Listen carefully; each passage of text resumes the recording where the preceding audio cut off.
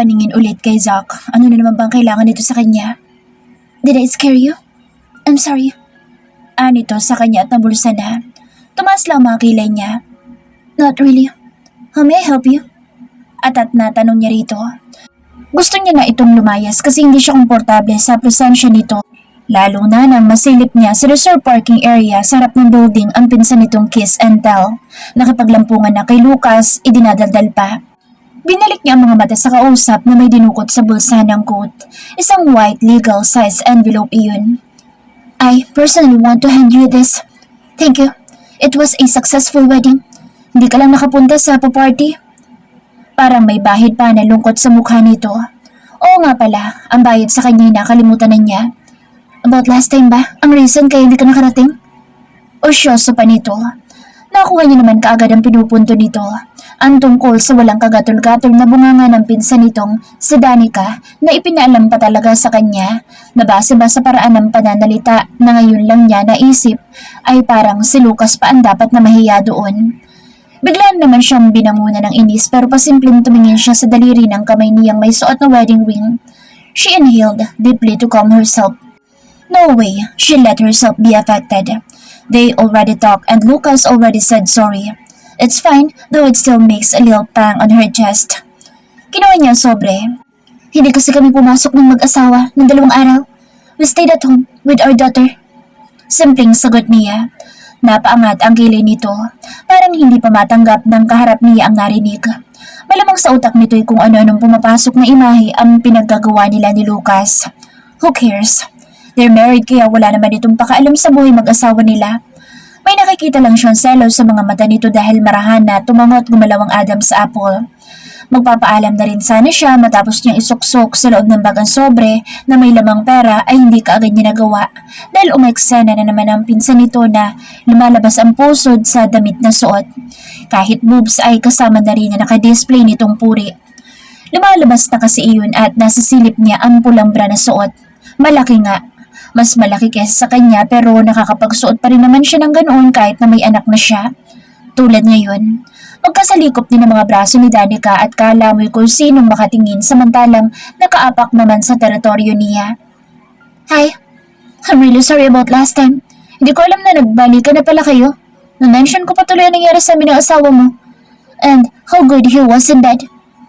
Ano yun, nabakas naman sa mukha ang pang-aasar at hindi naman sincere ang paghingi ng tawad. We're going, Freya. Sabi na lang ni Zack at mukhang this time ay umiiwas na rin sa tensyon sa pagitan nila at ng pinsan nito. Hindi siya tumango at hindi rin siya umiling. Nakipagsukatan siya ng tingin sa babae. Zack held the woman's arm pero ibinaksi iyon ng babae. Ngayon nahulaan na niya na away ang gusto nito lalo na nang makahulugan itong tumingin sa singsing na suot niya. Bumigay ka na rin ba ulit? Kahit inuuto ka lang? Sarap no? Ngumisi pa yun na parang nakakainsulto kaya malakas na mag-asawang sampal ang pinadapo niya sa mukha ng babae. Agad niyang kinuha ang buhok noon at pinaikot niya ang buhok sa kamay niya at gigil na itinulak sa pader habang nag-aapoy ang mga mata niya sa galit. Diniinan niya iyon sa batok at walang nagawa si Zack pati na ang mga gwardiya sa lobby. Her teeth gritted. Bakit? Inggit ka? Pasensya ka. Asawa ako, kirida ka lang. At para sabihin ko sa'yo, nag-aaral pa tayo nang ikama ka ng asawa ko. Hinilan niya ang buhok nito. Let me go! You're a bitch! Sigaw nun sa kanya kaya walang pangingimin na iniumpog niya iyon sa pader ng may kalakasan. God! Napasigaw si Zack at parang hindi malaman ang gagawin. You're the bitch! Lich! Gigil na singhal niya sa babae matapos na itapal ang mukha noon sa semento. She doesn't care kung mamatay man ito. Haharap na lang siya sa kaso at sa yaman niya, hindi siya makukulong. Sigurado iyon. Hindi siya ganoong kasama pero dahil hindi naman niya ito pinakikialaman, anong karamatan nitong mag-amok ng away at insultuhin siya. Pero syempre hindi niya ito papatayin. Freya! Sigaw ni Zack na kaagad na dinaluhan ng pinsan na binitawan niya. Dumausdos iyong pababa sa pader. Namumukol ang kabilang parte ng noo ng babae at hindi yun maliit. Get the hell out of my building! Monte Carlos! Out! Singhal niya kay Zack na walang ibang nagawa kundi buhatin ang babaeng papalabas. I'll wait for her lawyer. If she dies, ipaglilibing ko na lang. Hindi kasama sa professional ko ang pag-iinsulto ng pinsan mo. Anya at ipinagpagpa mga kamay sa kamataray na tumalikod at naglakad papunta sa elevator. Nakahabol tingin lang ang mga empleyado niya sa kanya at umiilag tuwing madaraanan niya. Yumuko pa ang mga iyon. She blew her breath and calmed herself as she faced the elevator's door. She pressed the button of the lift and when it opened, the burly build of her husband greeted her. She looked so bothered despite his bewitching look. Pero nang relax siyang pumasok sa elevator ay parang nagtaka pa ito sa ikinikilos niya. "Hi babe." Bati pa niya sa asawa at niyaka pa ito sa leeg at tinalikan. His arms immediately wrapped her waist. When she let him go, he looked so terribly amused. Freya's brows arched. I thought you're fighting with someone. Sabi ni Wanya. She was so nervous. Anito sa kanya. Lumiko ang huso niya matapos na manulis. Iniumpog ko na sa pader. Sagot lang niya saka siya bumitaw sa asawa at tumalukip-kip. Lucas didn't make a move. Nakayaka pa rin ito sa bawang niya pero parang lalong nadagdagan ng pag-aalala at pagtataka. What? Parang hindi pa nito makapaniwalang tanong. Ang gumuhit sa tabas ng mukha nito. Disbelief at nalaglag ang mga panga. I'm not kidding. Iniumpog ko nga. Tulog na. Sana nga'y patay na para mabawasan mga higad sa mundo. At kapag ako napikon pa, baka pati ikaw usama ko na. She glared at him pero tumawa lang si Lucas. Oh please, not me baby. Huwag mo na akong kainisan. Okay na eh. Ayoko na sa guest room. Malamig doon. His embrace tightened. Hinalikan pa siya sa may gilid ng tenga. Hindi lang isa at wala siyang balak na bilangin pa dahil marami at hindi naman natitigil. Hindi ka magalit na sinaktan ko yung mga nightstand mo? Prangkang tanong niya sa asawa na natigilan sa paghalik sa kanya. He looked at her. He pursed his lips and made puppy eyes. Nagpapakyut ang impacto sa kanya. Hindi. He shook his head. Baka lang kasi demanda ka. Monte Carlo sila, babe. Anito na parang pinapaalalahanan siya. Her brows furrowed as she shrugged. So, Rosales ako. Gomez pa. May katarayan na sagot niya at tumaas pang isang kilay niya. Lucas stared at her as he bit his lower lip and then grinned. Gomez ka nga. Nailing na lang na sabi nito. I'll just catch all the blame. Gomez ka eh.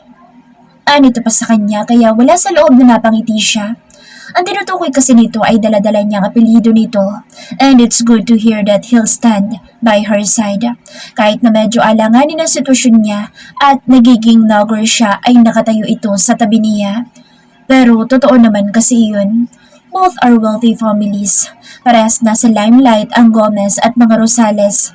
Pero hindi naman dahil sa yaman kaya wala siyang takot. Ayaw nilang sa lahat ay iniinsulto kasi siya. Sa hirap ng pinagdaanan niya ay may insulto pa siya ngayon na binuksan niya na ang puso para magpatawad. Yun ang wag gagawin sa kanya at sigurado na talagang hindi siya patatalo kahit na magkamatayan pa. Pagkabukas ng elevator ay kaagad na sumalubong sa kanila si Diane, waring naghihintay. Mommy! I miss you, Mommy! I saw you. Who's that woman? I saw her the other day. She winked at Daddy. Sumbong ng bata matapos na humalik sa kanya't yumakap. Tumingin siya sa asawa na parang tinakasan ng dugo ang mukha. Parang napunta lahat sa talampakan ang dugo ni Lucas. Babe, ano? Babe, hindi ko naman pinansin. Saka, di ko naman naalala, di ba? Ano? Pakamot-kamot sa ulo si Lucas at kandautan na ng pagpapaliwanag sa kanya habang ang bata ay tatawa-tawa naman na malamang kung hindi anak ay baka nasakal na ni Lucas dahil sa kapilyahan. Ganun ba, sweetheart? Tanong niya sa bata pero ang mga mata niya ay na kay Lucas. Sabay irap niya sa asawa at nagsimulang humakbang pero para itong tanga na kahit ang dami-daming nakakita ay niyayaka pa siya sa bewang at ayaw siyang pakawalan. O nasa gas room, babe. Babe naman. Please naman. Halos imaon na nito ang muka sa may ulo niya kahit wala naman siyang sinasabi. Ipinangalandakan pa ba na sa gastroom niya ito itatapon? Napakasira ulo din ito. But Daddy loves you. Bawi ng bata kaya natawa ang ama at nag-high five pa ang dalawa. Ipinasa niya ang bata kay Lucas. Ewan ko sa inyo, mag-ama nga kayo. Nangingiting sabi niya. Hinalikan si Diane sa labi. She glanced at her husband. Napalunok na lang iyon at saka siya tumalikod. leaving Lucas with his parted lips na alam niyang napapahalik din naman na sa kanya. Sinarili na lang niya ang pagiti habang bubuntot-buntot na naman ito sa kanya. Wala na naman itong magagawa sa maghapon sigurado. Lagi na lang nakatunganga sa kanyang asawa kapag nandyan siya na para bang mawawala siya. Lagi na lang itong nakatitig. Kanina habang nasa bahay siya ng politikong nagpapadesign, walang tigil ang tawag nito at text. Ang kulit-kulit pero hindi naman siya naiinis. Nareply na lang niya ng isa at tumigil na naman, which was a good thing. Gusto lang yata ni Lucas ng assurance na hindi na siya lalayas kahit kailan. Ang mga linyahan nito sa text ay, "Babe, punta ka office? San ka na? I'm waiting. I love you. Babe, reply please. Please, umuwi ka ha?" Kaya naman, nareplyan niya ng, "I'll never leave you again, okay?" Then, he replied to her, "Yes, babe," with kiss emoji. Nakakatawa man na isipin ni parang nababalo na yata si Lucas sa kanya. Hindi akalain ni Freya na sa Rosales Mall sila dadalhin ni Lucas bago sila umuwi. Walang humpay ang paglalaro ni Dayan habang ito naman ay busy sa pagkuha ng video at ng mga litrato. Nanonood siya sa anak nang tumawag sa kanya si Hercules. Hindi niya alam kung bakit biglang pumasok sa isip niya ang mga pinadala sa kanyang mga bastos na bagay. Hindi kaya ito ang nagpapadala noon? Hindi. Hindi yun sa kanya magagawa ng kinakapatid niya. Takot lang noon sa papa niya kapag ginago siya. She looked at Lucas. Siya na ang kinukuhanan nito ng litrato. "Sir Hercules?" Anya sa asawa na tumango naman kahit na masama na kaagad ang hilat siya ng mukha. Sinagot niya ang tawag. "Hercules," she said. "I'd missed your call. May ikukonsulta ka ba? Pwede akong pumunta. Bakante na ako." No. Agaran niya sagot. Nakatingin sa mag-ama niyang naglalaro ng basketball. "May gusto lang ako sabihin sa'yo. I'm sorry but I think I don't need an advisor anymore." "Wow, napakabilis mo namang matuto. 1 linggo pa lang ako. O dahil ayos na kayo ng mister mo at siya ng advisor mo?" "I guess that's the exact reason." Prangkang tugon niya. Natawa ito kaya naman napakunot noo siya. "Ano nakakatawa?" "Why?" Kasi sa totoo lang, inutusan ako ni Ninong na magpanggap na boses sa harap ng mister mo." "What?" Napalakas ang boses ni Freya pero nailing siya. "Sorry talaga pero gusto niyang papagselosin ng asawa mo. Hindi ko alam kung paano ko yun gagawin eh. Wala naman tayong gusto sa isa't isa. Kumbaga sa chemicals, wala tayong ionic bond." Tumawa din siya kasi totoo yun. Nagkikita sila nito mula pa pagkabata pero wala talaga silang paghanga na nararamdaman para sa isa't isa. Magkalaro lang silang tatlo ni na Felix. "You're so stupid for listening to Papa." May magagawa ba ako? Kung ano-anong kalokohan ni Ninong Fred. Ayan naman ang resulta. Magkaayos na nga kayo at hindi na kailangan na magpanggap. Kapag tinitingnan ako ng CEO para akong ililibing ng buhay. She giggled again, covering her mouth but Lucas was looking at her. Inalas noon ang mga mata nang makita niya na sa kanya iyon nakatingin. "At dahil naman si Papa ang sinunod mo, sa kanya ka na rin humingi ng sahod ha? I'll call him. Ikaw bahala. Pandagdag puhunan din yan." "Okay. Bye and thanks." "Anytime." Sagot dito sa kanawala sa linya. Nakita niya ang pagkatulala ng mister niya kaya tumayo siya mula sa kinuupan. She walked towards Lucas and she was so discreet. Nasilip niyang zinuzoom nito ang kanyang litrato at yun pala ang tinititigan. Tumikim si Freya at agad itong napalingon pero hindi pinagkaabalahan na itago ang digital camera. "I don't make you smell like how he does." Tila masama ang loob na sabi nito sa kanya kaya umarko mga kilay niya. Parang ang sama na loob nito. "I deserve it. I was an idiot. As long as you're happy and you stay beside me, it's okay."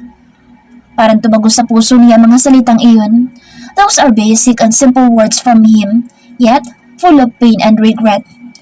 Handa itong magpakamartir para lang hindi niya ito iwan. Kahit pa man lalaki siya sa harap nito, itatanggapin ito dahil lang gusto nitong maglagi lang siya. She smiled and wrapped her arms around his waist. Tumingin ito sa kanya at siya ay ganoon din. "Wala akong iba. I was just laughing because he was funny. Inutusan siya ni Papa na papagsilosin ka." Natawa siya. "And he found it so hard because you seem so mad at him all the time, daw." "Oh God." Nito na napailing. "Sira ulo talaga si Papa." Kaya nga, tingnan mo nga, matagal ka na pala sa kanilang umamin ng kasalanan mo pero wala silang binabanggit akong ano. Baka gusto lang nila na kusa kang umuwi at magdesisyon sa sarili mo. And it happened.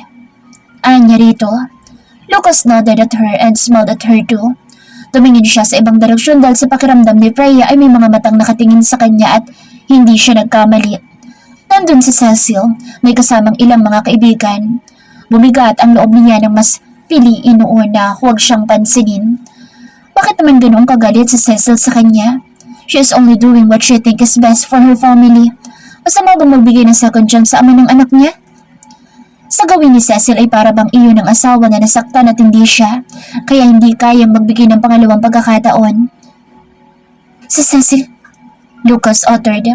Nasundan na pala nito ng tingin ng mga mata niya kung saan siya nakatingin. Aren't you in good terms, babe? She is angry. Galit siya nang malaman niya na nasa bahay ka na. She said, hindi ko man lang pinahalagahan ng mga isinasakripisyo niya para sa akin. Christ. Hinigpitan ni Lucas ang yakap sa kanya. Real best friends don't tend to say that. Ikaw ba? Kaya mo yung sabihin sa kaibigan mo? Umiling siya. In the first place, it's your let. Baka galit pa rin si Cecil sa akin hanggang ngayon kaya ganyan. Hayaan mo na. Hindi naman masasayang ang pagkakataon na ito, babe. You'll prove to her one day that your decision is right. Hayaan mo muna siya, babe. Malungkot siyang tumango. Hinayaan ko na nga. Maybe she doesn't get the thought that Diane needs a father. Absolutely. Mommy, come here. You have to shoot this ball and beat Daddy's score. Kapag hindi mo nagawa, kikis ka ni Daddy. Hiyaw ni Diane, nagtatatalon pa, hawak ang bola. What? Anya pero kitang-kita niya si Lucas na nagto-thumbs up sa anak. You manipulated her. Matari na sabi niya sa asawa saka bumitaw dito. No, nandito ako tapos ako ang pagbibintangan mo. She laughed and walked towards the machine. If I beat you, you'll sleep in the guest room. Damn it, no! Anito sa kanya at tila nauna nang madismaya. Ang yabang niyang pumorma pero baka hindi man lang siya makaisa. Malay ba niya mag-basketball? Si Lucas ang basketballista. Siya ay cheer lang at walang alam kung hindi ang tumili kapag nakakashoot ito ng bola noon. Cecil, Celine Gray. Napabuntong hininga si Lucas nang sumagi sa isipan niya ang buong pangalan ni Cecil na ang tawag niya noong magkaibigan pa sila ay Celine na ngayon ay dahilan ng lungkot sa mukha ni Freya dahil galit iyon sa asawa niya sa pagbibigay sa kanya ng pagkakataon na itama ang kanyang mga pagkakamali. Hindi niya alam kung anong ginawa niya sa babaeng iyon at bigla siyang ipinagkanulo. Sumunod sa yapak ni Queen Celeste. Pinagkaisahan siya ng dalawa pero wala naman siyang nagawa. Aminado kasi siya sa kanyang pagkakamali. Ang hindi niya maintindihan ay kung bakit hindi na lang hintayin ni Celine na mapatunayan niya ang kanyang sarili na siya'y mabuting tao. Una sa lahat dapat yun ang maniwala sa pagbabago niya dahil mag-best friend sila. Kilala noon ang pagkatao niya kung tutuusin pero tila ba nauna pa iyon na humusga sa buong pagkatao niya. Babe, ani Lucas sa asawa. Sunulya pa ng anak nila na yakap ang isang stuffed toy na alien na napanalunan niya sa arcade game. Pumihit ang ulo ni Freya sa kanya pero nanatiling nakasandal sa headrest. Si Celine pa rin ba? Tanong niya dito. Nag-isip lang ako kung bakit siya nagalit sa akin ng sobra. Kahit na anong isip ang gawin ko, wala naman akong ginawang mali para magalit sa Cez. At hindi ako kibuin. She really hates you to death. And there's a reason. Ayaw nga niya sa'yo para sa akin. Yun ang totoo. Weird. Hindi siya nakaimik dahil noong wala si Freya sa Pilipinas ay nagkikita sila ni Cecil. Wala yung pinapakita sa kanya na kahit na anong masama. Ni hindi nga niya napaghalataan na alam noon kung nasaan si Freya. Ang hilig nga noon na magkwento sa kanya ng tungkol sa sarili noong career at lumalagong yaman. Hanggang sa nalaman niya sa bianan niyang babae na magkaibigang sobra sina Freya at Cecil. Para siyang biglang tinabangan sa babae at hindi na siya kailanman nagpakita pa o nakipag-usap man lang doon.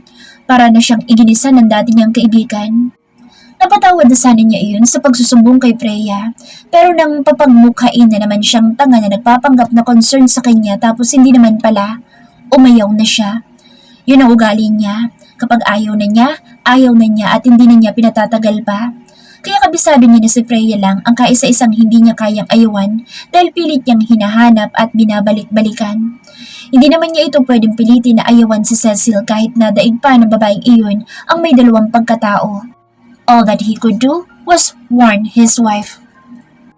Babe, huwag mo na siya masyadong pagkatiwalaan. Becca, you can always count and trust Becca. Siya ang tunay mong best friend at wala akong masasabi sa kanya. Hindi sa pinangungunahan kita. She smiled. Takot ka na magalit ako? He chuckled. Of course. Fuck, baka hindi ka na naman magpakita. Matanda na ako kapag bumalik ka. But you know what? Parang tama ka, Lucas. Hindi ko deserve na i-treat niya ako ng ganoon kahit pag-aano katanga ang tingin niya sa akin dahil lang pinatawad kita. Tumingin siya dito saglit at napakunot noo. Anong tanga? She said that? She did. Tango nito kaya napailing siya. Dapat, isinasalugar niya ang pagiging prangka niya. Parang wala siyang pinag-aralan. Anya na lang. Hindi niya masabi dito na parating nagkikita sila ni Cecil noon at hindi naman iyon galit. Hindi man lang noon sinabi dito na nagsisisi siya sa nagawa niya at mahal na mahal niya ito. Pinagpayuhan pa siya noon na ibaling na lang niyang atensyon niya sa iba dahil wala ng pag-asa. At siya naman na lito sa dapat na gawin ay sumunod siya na parang isang utu-utu. Yun pala'y pinapaikot lang siya at yun din ang ginawa kay Freya. Hindi niya naman pwedeng isipin na may gusto yun sa kanya dahil nandoon na lahat ng pagkakataon na akitin siya pero hindi naman noon ginawa. Baka ugali lang noon na manira ng tuluyan sa mga relasyon na dumadaan sa isang pagsubok. Huwag ka nang malungkot. Wala ka namang kasalanan. Don't be guilty of the things you did not do. One day, you'd prove to her that she was so wrong. Ngumiti siya sa asawa na tumango naman sa kanya. Kahit paano ay parang umaliwalas ang mukha nito at nasiyahan naman siya dahil doon. Kung dati, siya ang dahilan ng pangit na tabas ng pagbumukha nito, ngayon ay siya na rin ulit ang nagpapangiti. At lagi din siya nitong pinangingiti mula noon hanggang ngayon, lalo na ang kanyang pagkalalaki. Papasok na ang kotse ni Freya sa subdivision nila nang kawayan siya ng gwardya, kaya napapreno siya. Animoy sanyas kasi iyon na tumigil siya. Napilitan niyang buksan ang bintana ng sakyan para silipin iyon. Good afternoon, ma'am. Dexter greeted her with a smile. She smiled too. Yes? Tanong niya. They're alone. Nag-convoy lang sila ni Lucas sa kanila ni Diane hanggang sa may bukana ng subdivision. Pero umikot pabalik dahil may kailangan na i-meet ng mga kliyente. Wala naman siyang duda. Pinipilit na niya iyong iwaksi sa utak niya kasi kapag parati na lang niya paghihinalaan ng asawa niya ay malamang araw at gabi silang mag-aaway. Hindi siya magpapahinga sa pag-overthink at nakakasawa na iyon. Tapos na siya sa pagiging ganoon. Pinipilit na niyang wag na siyang maging ang dating Freya. Saglit pang hindi sumagot ang gwardya at nakatitig lang sa kanya. Package po, ma'am. Ano yun nang tila masaulan? Na naman? Nalaglag ang panga niya pero kaagad niya itinaas ang mga kilay sa inis. Sino nag-aabot niyan sa'yo? Di ba't binilinan ka na ng asawa ko not to collect anything? May kasungitan na tanong niya sa lalaki na ipinatong ang isang siko sa bukas na bintana ng sakyan niya. Sinabi po, ma'am, pero naisip ko lang na baka importante po kasi. Mahirap na hindi niyo matanggap. Saka may kinay naman po tayo dito. For sure, hindi ho bomba ang laman ng package niyo. Paliwanag noon sa kanya na hindi maihiwalay ang mga mata sa mukha niya. Hindi nga bomba, sex toys naman. She pursed her lips at napilitan na tanggapin ang lunching box na iyon. Sa tono kasi na lalaki ay iba ang nag-abot noon dahil baka daw importante. Inilapag niya iyon sa upuan at saka ngiditian ang gwardya. Thank you. Simpleng sabi niya pero wala na this time sa mukha niya ang mga mata noon. Nasa hita na niyang nakalabas sa suot niyang miniskirt. Kaya ang ngiti niya ay nauwi sa simangot at irap. Dexter ka, di ba? Saang agency ka galing? Sino nag-hire sa'yo? Tanong niya dito. Sumulya pa siya sa isang kasamahan nito na nakaupo lang sa loob ng guardhouse. Si Sir Sandy po. Galing po akong agency. Bakit po? Hindi niyo ba ako gusto? Makahulog ang tanong nito pero hindi niya inintindi. Hindi naman. It's just that you're not familiar. Ani naman niya. Naalala lang niya noong gabi na makita sila nito ni Lucas na naghahalikan. Hindi naman ito tumawag kaagad at pakiwarin niya ay nakatanga lang. Wala naman siyang balak na magpatalsik ng tao lalo pa at wala naman sa kanyang ginagawang masama. Kadarating niyo pa lang po kasi, di ba? Galing Amerika, kaya hindi niyo ako kilala. Mabait naman po ako, ma'am. Sabi pa nito na tinanguan lang niya saka tinutok na ang mga mata sa daan. Mukhang nakuha naman ng lalakan tinutukoy niya na inalis na ang pagkakapatong ng sikos sa kanya. Iniangat ulit ni Freya ang bintana at saka nagmaneho. Mommy, daan po ako kay Daddy Felix saka kina Papa at Mama. Ani diyan sa likod ng sakyan kaya sumulyap siya sa rearview mirror. Pero ang nahagip na mga mata niya ay ang nakahabol tingin ng gwardya sa sasakyan niya. At inalis din naman. Umiling na lang siya at pinagkibit balikat iyon. Yes, baby. I'll let you stay there. Kakausapin ko din si Mama at Papa. Anya sa anak na lumaki ang ngiti. Iniikot niya kaagad ang sakyang papalabas ulit. Hindi naman naunawaan ni Dayan ang ibig niya sabihin. Gusto lang niya ipagtapat na ang totoong sitwasyon nila ni Lucas ngayon sa kanyang mga magulang. Pagkapasok ni Freya sa kwarto ay chineka agad niya ang smartphone. May mga text na si Lucas na medyo late na daw makakauwi. Tumatawag pa pala iyon pero hindi na niya nabigyan ng atensyon dahil sa pakikipag-usap niya sa mga magulang niya. Ipinagpaalam niya na inaayos na niya ang relasyon nilang mag-asawa at aware na naman pala na nagsasama na ulit sila. Hindi lang daw umiimik ang mga iyon dahil wala naman daw tutol sa desisyon niya. And it was really true na nagkumpisal na nga ng matagal ang asawa niya sa mga magulang niya. At this point in time, Lucas told her the truth. There is no lie in everything that he just said. Lahat ng kwento sa kanya ay ganun din ang kwento ng mga magulang niya at parehas ang mga iyon.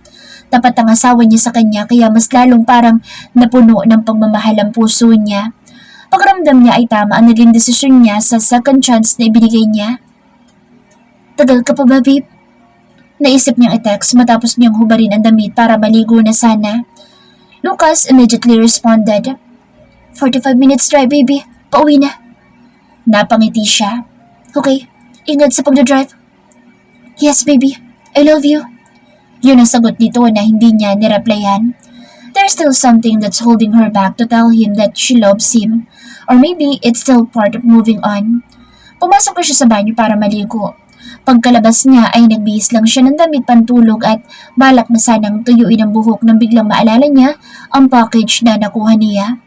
Kaagad siya lumabas ng kwarto at pumunta sa salas kung saan niya inilapag ang kahon sa ibabaw ng center table. Napaismid pa siya nang tingnan iyon. Ibang pangalan na naman na nakalagay doon. Halos punitin na niya ang balot para lang makita kaagad kung anong laman. At sa pagkagimbal niya, ay natutop niya kaagad ang noo. Tulad ng dati ang mga iyon. Mga malalaswang bagay. Ibang klase lang. She's not a fool not to recognize a vibrator and butt plug. Kahit hindi siya gumagamit ng mga ganoon ay familiar siya sa mga ganoon dahil talamak ang ganoon at natural na lang iyon na nakikita sa mga tindahan. Umarko pa ang kilay niya nang masilip ang isang pulang lace tibak. Ano bang maitatago ng lintik na tibak? Na bukod sa tibak na ay lace pa. Ni wala man lang tela na nagtatakip sa harapan ng babaeng magsusuot noon. Sira ulo ang nagpapadala ng mga iyon sa kanya. Alam niya. Napapailing na isinaksak niya iyon ulit sa kahon at akma na lang na bibitbitin nang may marinig siyang lagitik ng panara sa pintuan sa kusina. Nangunot ang noo niya, lalo na nang parang may sumara ng glass door doon. O baka guni-guni lang niya iyon. Baka sa kapitbahay. Naglakad siyang palapit doon at automatic na nagbukas ang ilaw nang tumapad siya sa may sensor at sa pagkagimbal niya ay si Dexter ang nakatayo doon. Dumapo ang kaba sa dibdib niya at bumalot sa buo niyang sistema. Nabitawan niya ang dalang kahon at tumilapon ang mga laman noon sa sahig. Nakangisi ang lalaki at may hit-hit na sigarilyo. Nakasandal iyon sa pader at nakatutok ang baril sa kanya. Nanlamig ang mga kamay niya sa takot. God, what is he doing here? Kaagad na lumipat ang mga mata niya sa glass door na may double pang grills. Paanong nabuksan ng demonyo ang security lock? Ganda mo talaga. Ang bata-bata pa. Ano yun na kulang na lang ay tumulo ang laway sa pagpasada sa kabuuan niya. She tried to turn her back pero lagitik ng baril ang nagpatigil sa kanya. Galaw pa at sasabog ang ulo mo. Kawawang anak mo at ang asawa mong pogi. Di kayo bagay. Bagay ka sa akin. You're so young and beautiful. At ang dari mo, parang ang sarap mong ikama. Mainay ka yata. That will sound like music to my ears. Ano yun pa? Gustong-gusto na niyan tumakbo pero baka hindi pa siya nakakahakbang ay kaagad na siyang tumimbuwang sa sahig. Namuo ang luha sa mga mata niya. Ano bang pwede niyang gawin? Wala. Wala dahil kahit na sumigaw siya ay malayo ang mga kabahayan ng mga pinsan niya, mga tiyuhin at magulang niya. Wala si Lucas. At may baril sa Dexter. Baka barilin ang asawa niya. Tumulo ang luha niya lalo na nang maramdaman niya na lumapit na ang lalaki sa likuran niya.